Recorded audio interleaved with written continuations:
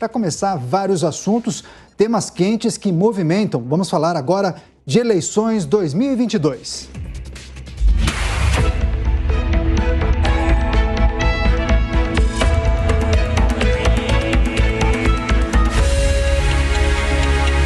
Eleições 2022.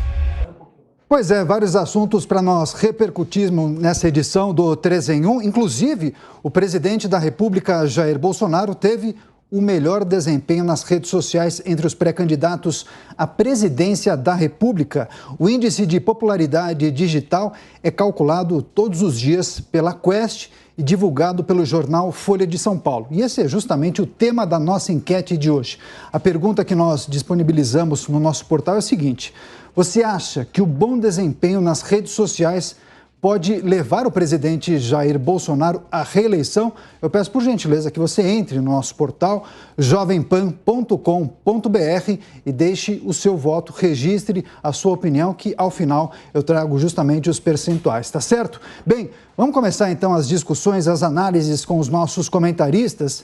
Ainda sobre o presidente Jair Bolsonaro, ele afirmou hoje que a ex-ministra da Agricultura, Tereza Cristina, e também o general da Reserva, Walter Braga Neto, são cotadíssimos para o posto de vice à chapa da reeleição. Então vamos analisar, vamos discutir e trazer a opinião dos nossos comentaristas. Comigo hoje, para fazer essa edição do 3 em 1, eu chamo os nossos analistas. Rodrigo Constantino, diretamente dos Estados Unidos. Na parte de baixo da nossa tela, Jorge Serrão, o nosso decano. Marco Antônio Costa.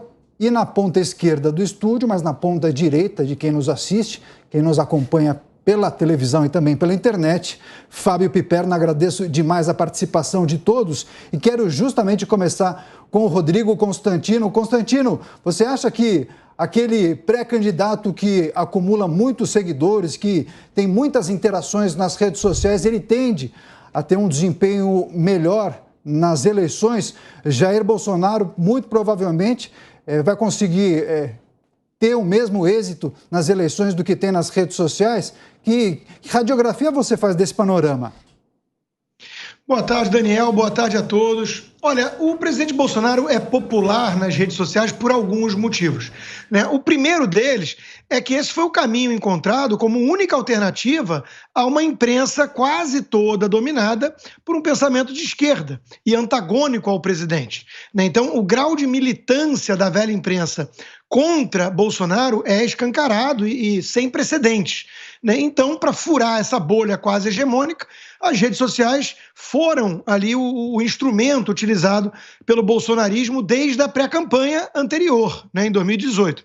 Então ele se dá muito bem nas redes sociais, ele tem as famosas tias do Zap, ele tem engajamento orgânico, voluntário.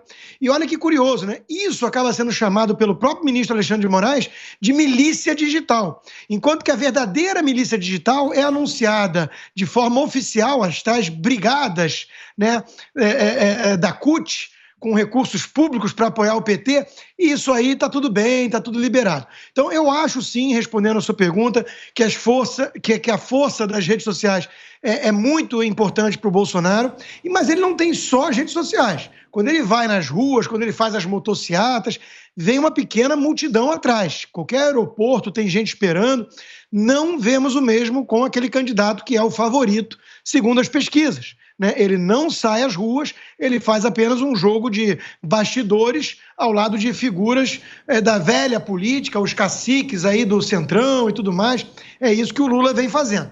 Então, sim, eu acho que o Bolsonaro tem uma expressão nas redes sociais muito forte e isso, teoricamente, se converte em votos nas urnas, sim, senhor.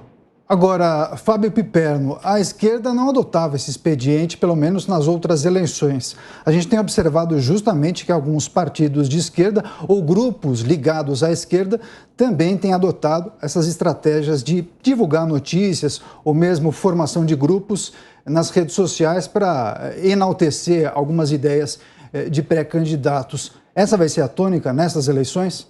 Boa tarde, Daniel, colegas, o nosso amigo assinante.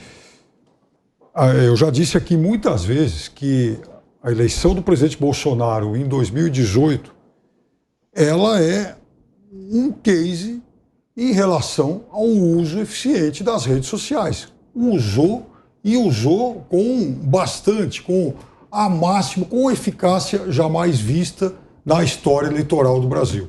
E não é só porque ele supostamente foi excluído aí dos grandes veículos e tal, porque os grandes veículos também sempre torceram o nariz para candidatos mais à esquerda. Gostava mesmo da parte do centro, gostava mais dos tais candidatos moderados e tal, e que ficaram muito presos, muito dependentes de estratégias bastante antigas. Eu me lembro, por exemplo, do primeiro programa de Geraldo Alckmin, candidato a presidente, né, abrindo o seu espaço no horário eleitoral gratuito ano passado, que aparecia ele, a dona Lu, aí, né, de uma forma até bastante suave, destacando lá uma obra dele como governador do estado, que era uma obra que incentivava lá, por exemplo, pequenos empreendedores a abrirem padarias, coisa do tipo. Aí aparecia lá um sujeito, enfim, fazendo pão, dizendo, olha, foi graças ao Alckmin, não é?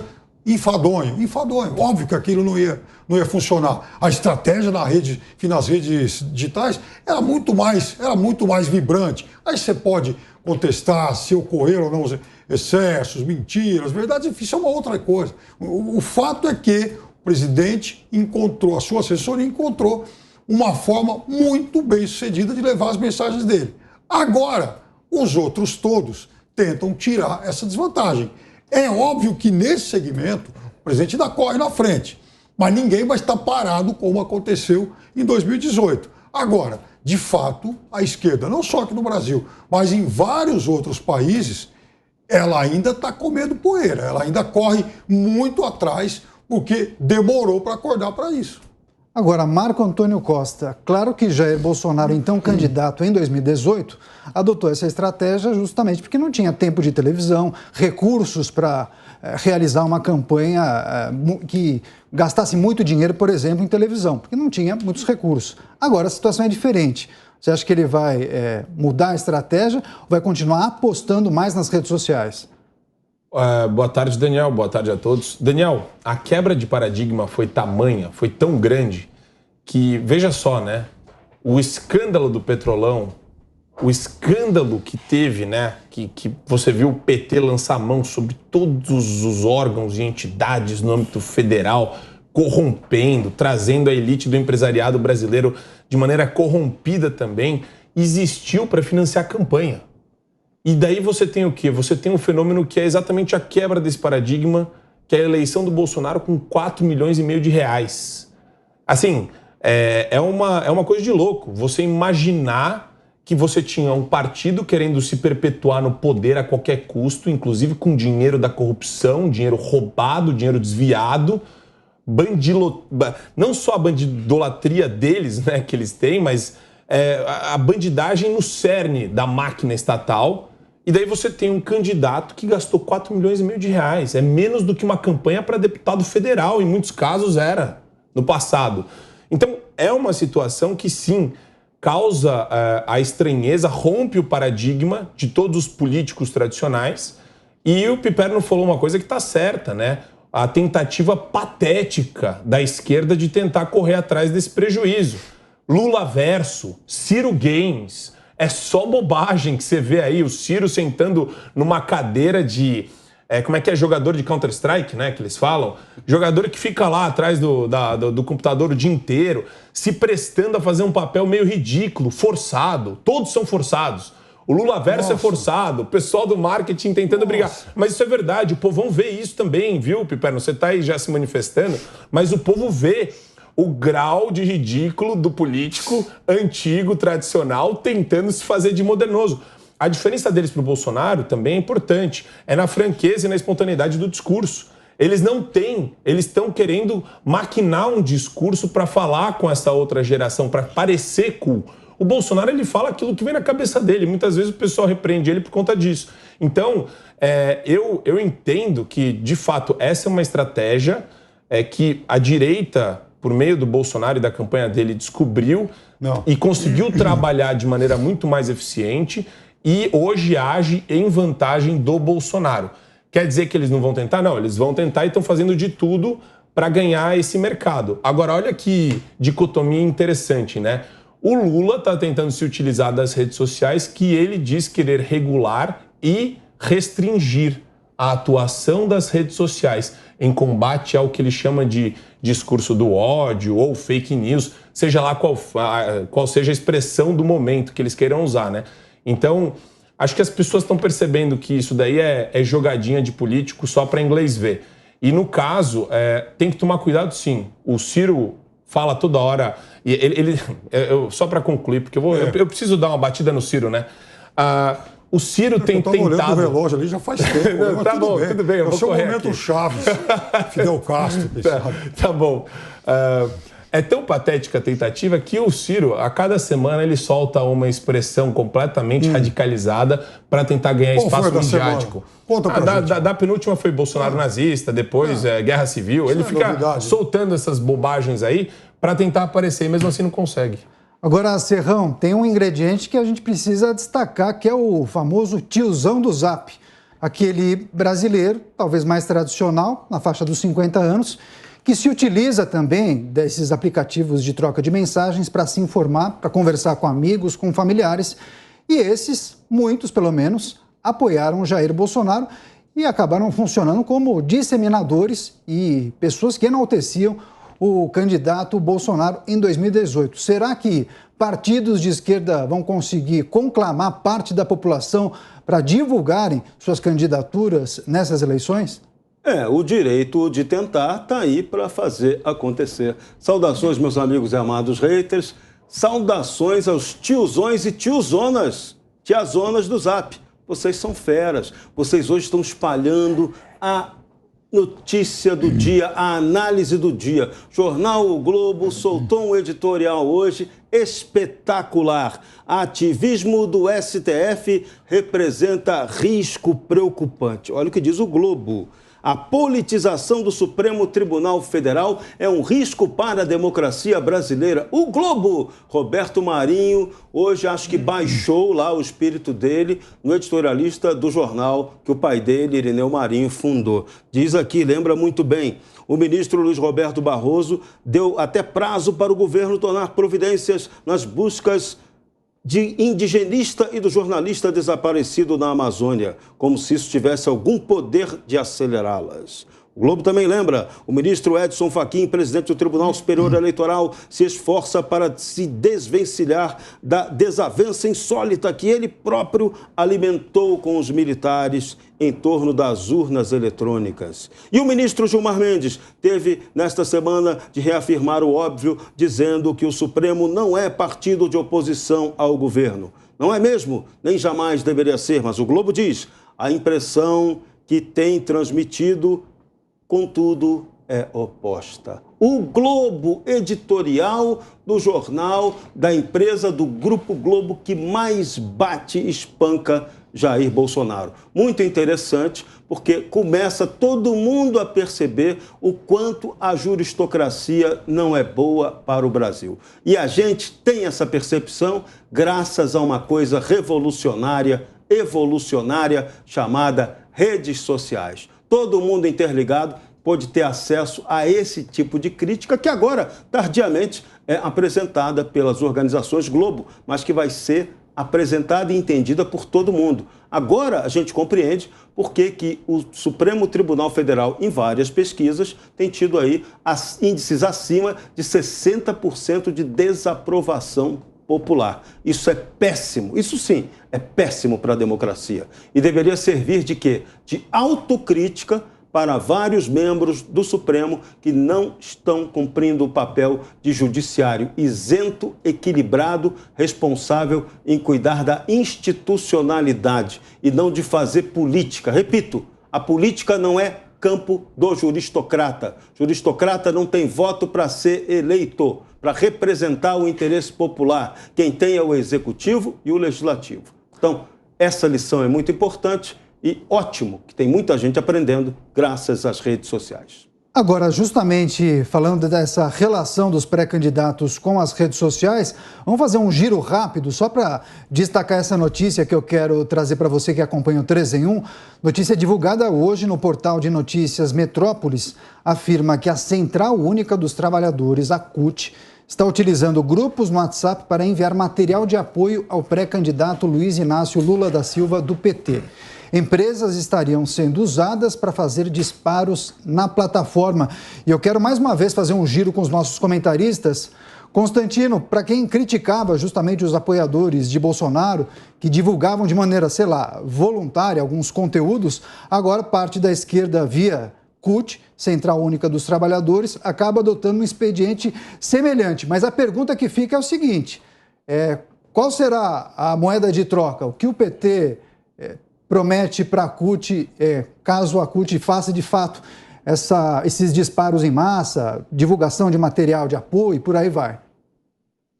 Daniel, a gente sabe o que é, né? Na verdade, a promessa do Lula para essa turma sindicalista é revogar a lei trabalhista e voltar com os impostos sindicais, para voltar a irrigar o cofre dessa turma pelega com os nossos impostos. É disso que se trata, né? É uma promessa de divisão do butim. Aliás, todo o projeto de volta ao poder do Lula, ele gira em torno disso. Pessoas que estão pagando 20 mil reais, no caso de empresários, para jantar com ele, né, sindicatos e tudo, estão querendo negociar ali quanto que eles vão ter da pilhagem da coisa pública, que é o que a esquerda promove quando está no poder.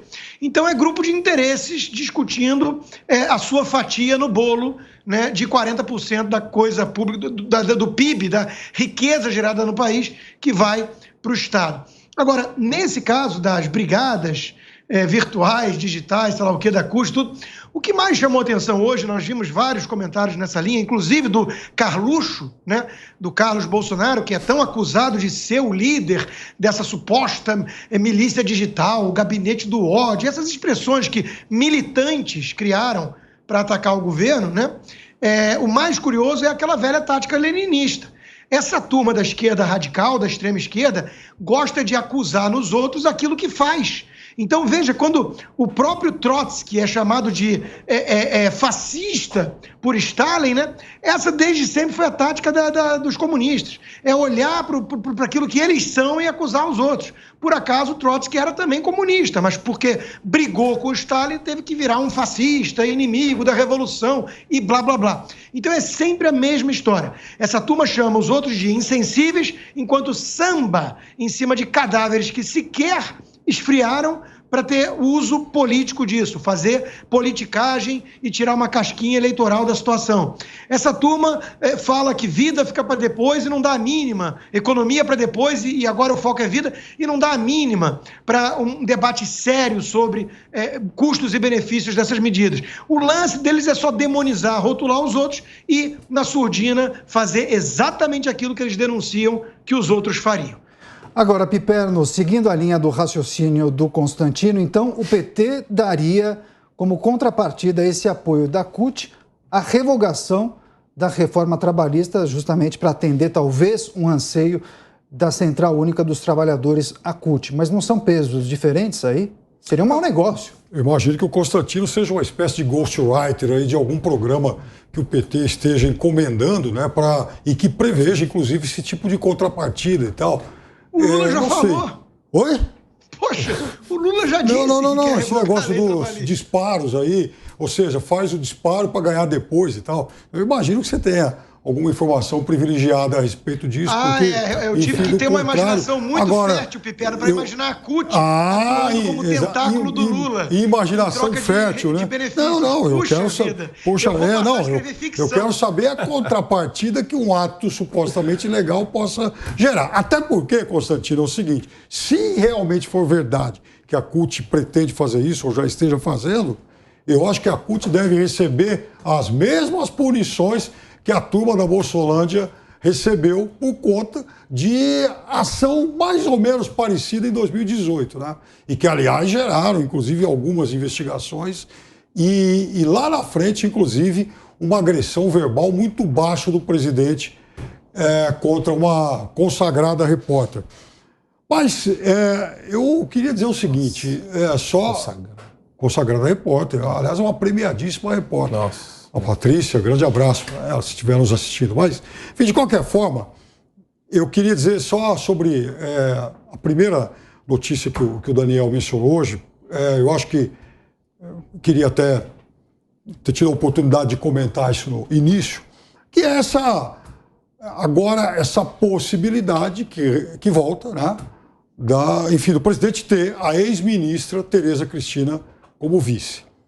Na verdade, por mais que a Bolsolândia, os seus porta-vozes, Perey, contra as pesquisas e tal, é óbvio que o presidente e o seu entorno avalia com lupa isso. E quando se constata a dificuldade dele em relação ao eleitorado feminino, é claro que ele não vai ficar de braços cruzados esperando a banda passar, e até porque ele tem no seu entorno uma política, uma pessoa, uma personagem que saiu do governo, inclusive bem avaliada, porque, veja, por mais que a gente possa ter muitas, mas todas as críticas do mundo ao péssimo governo Bolsonaro, é verdade também que entre mortos e feridos, a ex-ministra Tereza Cristina está entre aqueles que se salvaram. Ela não pode ser colocada, por exemplo, no mesmo patamar de um Pazuello, esse monte aí que frequentou o Ministério da Educação.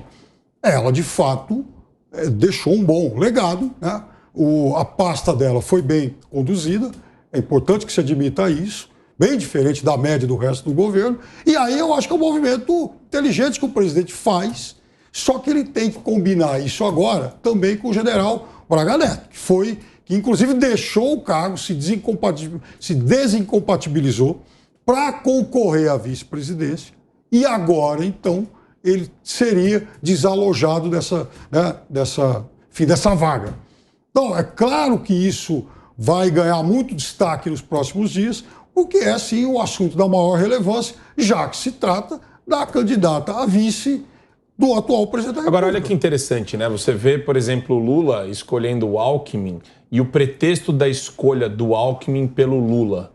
E você vê a diferença em termos de chapa da escolha do Bolsonaro para vice, né? Não, o Alckmin tem muito mais biografia que ela, né? O grau de oportunismo, a prisão mental e até mesmo a maneira como o Lula se comporta é até uma mensagem subliminar para o público-alvo deles, né? Acreditem em nós, porque nós temos uma pessoa moderada. Aí fica tudo um jogo de cena.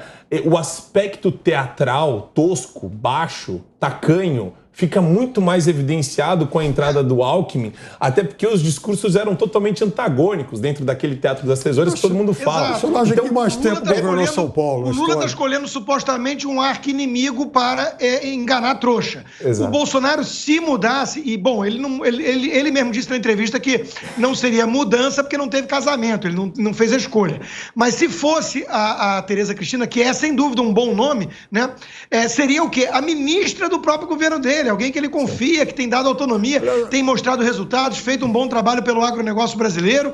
Então, veja a diferença, realmente, né? Salta aos olhos de qualquer pessoa imparcial. Não, realmente o Alckmin é o melhor vice da praça, o melhor possível, até porque tem mais tempo governou São Paulo. Você está forçando muito um governador muito bem sucedido em São Paulo, tanto que se reelegeu várias vezes aqui. Obscuridade total. Se reelegeu 3 vezes. Só para fechar, Constantino, por favor. Eu jogo para o Serrão, até se ele quiser comentar isso, que nessas coisas ele é muito bom. Eu acho que ele abrir mão do Braga Neto para botar a Tereza Cristina tem dividendos eleitorais. Eu acho que ele seduz, de alguma forma, mais eleitores, né? Mas eu acho que aumenta também a chance de, na frente, tentarem puxar o tapete dele, né? Uma vez que um militar como vice, obviamente, dificulta esses planos de impeachment. Não sei o que o Serrão pensa disso. Serrão. Vamos lá, essa provocação é ótima. Vamos lá. Essa possibilidade da Tereza Cristina como vice é bastante concreta. Por quê? Ela vem do sustentáculo de apoio à candidatura Bolsonaro, que é o agronegócio. O agronegócio é a ponta de lança da campanha de Bolsonaro. Então, o nome da Tereza Cristina, além de acenar para o eleitorado feminino, tem esse benefício. General Braga Neto pode ter um outro papel importantíssimo numa próxima gestão Bolsonaro, que seria a chefia da Casa Civil. Vamos lembrar um detalhe importante. O Brasil está reivindicando sua entrada na OCDE. E um dos pressupostos é a criação do chamado centro de governo. E esse centro de governo no presidencialismo ficaria centrado exatamente na Casa Civil da Presidência da República. Então, esse papel delegado a Braga Neto pode ser muito mais importante do que uma candidatura a vice, que aqui no Brasil a gente sabe que na prática significa muito pouco. O vice tem só o papel de substituto eventual do presidente da República. Nada mais. O poder dele é muito limitado, pode fazer muito pouco. Então, essa é uma possibilidade concreta. Sobre o risco do presidente ser derrubado depois e não ter um militar para protegê-lo, é um risco calculado que se tem que correr, porque a democracia no Brasil ela tem que amadurecer. O presidente, a obrigação dele agora é fazer uma base eleitoral qualitativa na Câmara e uma base sólida no Senado. Se fizer isso, não corre risco nenhum de cair. Mas se não fizer isso, não dura meia hora. Dura menos que a Dilma Rousseff. Pior do que o risco de cair é o risco deles tentarem derrubar o vencedor nas eleições. Agora, isso também mostra o tanto que a campanha está empacada. Ou seja, precisa trocar, precisa mexer, precisa criar um fato diferente, porque está estagnado em pesquisa. Agora, Piperno, eu quero inclusive que você traga a sua avaliação em relação a essa notícia, que eu preciso passar por todos os pré-candidatos à presidência da República, porque o PDT debateu hoje a trajetória do partido e também da candidatura ou pré-candidatura de Ciro Gomes à presidência da República. O presidente da sigla, Carlos Lupe, declarou ter muitas esperanças quando vê o resultado das pesquisas, mesmo com Ciro Gomes em terceiro lugar, bem distante dos líderes Lula e Bolsonaro. Piperno, qual deve ser a estratégia de Ciro para entrar de fato na briga? Talvez intensificar o discurso? Bom, primeiro que há notórias dificuldades aí na constituição de palanques estaduais, né? Há brigas em muitos estados importantes, até mesmo no Ceará, porque lá o PDT governa em parceria com o PT há muito tempo. No Rio Grande do Sul é outro problema que ganhou força aí nas últimas semanas, especialmente nesses últimos dias. Eu acho muito ruim quando o presidente do partido vem a público dizer que ele tem esperança, que acha que vai até o fim. Esse discurso que não dirime totalmente as dúvidas. Eu acho que falta, sobretudo, o presidente do partido dizer: chega, não tem mais discussão em relação a isso, vamos em frente. Então, quando ele lança a dúvida, é ruim, inclusive, para o candidato que está negociando alianças estaduais. Agora, só para fechar o tema eleições, Constantino, Simone Tebet, pré-candidata do MDB, vai cumprir um roteiro popular que inclui, inclusive, festas juninas pelo Nordeste. Será que ela consegue abocanhar alguns votos de eleitores de Lula? Não, Daniel, não consegue. Na verdade, é como a gente debatia no começo do programa sobre as redes sociais, né? Essa coisa muito caricata e muito fake, né? Muito artificial da velha política, né? Que o melhor exemplo talvez seja o Fernando Henrique Cardoso com aquele chapéu típico do Nordeste em cima de um bode e tudo mais. É um negócio que não seduz mais ninguém. Quer dizer, as pessoas querem alguém mais genuíno. Elas conseguem perceber hoje em dia quando soa muito artificial, né? Então a Simone Tebet vai tentar fazer um espetáculo um tanto medonho aí de aproximação com o povo, né? Uma vez que ela tem essa imagem de primeiro, além de tudo, é desconhecida, né? Mas depois é um tanto afastada do povo, não é alguém carismática, né, e tudo. Ela vai tentar, ela vai se esforçar, mas eu já adianto aqui que não vai surtir nenhum efeito prático. Agora, Caniato, hoje, já que eu invoquei um fantasma mais cedo do Roberto Marinho, deixa eu invocar o fantasma de seu maior inimigo, Leonel Brizola, para tratar dessa questão do Ciro. Brizola diria sobre esse caso do Lupe aí: francamente, este Lupe está costeando o alambrado para pular pro lado do Lula e abandonar o Ciro. Brizola não faria isso.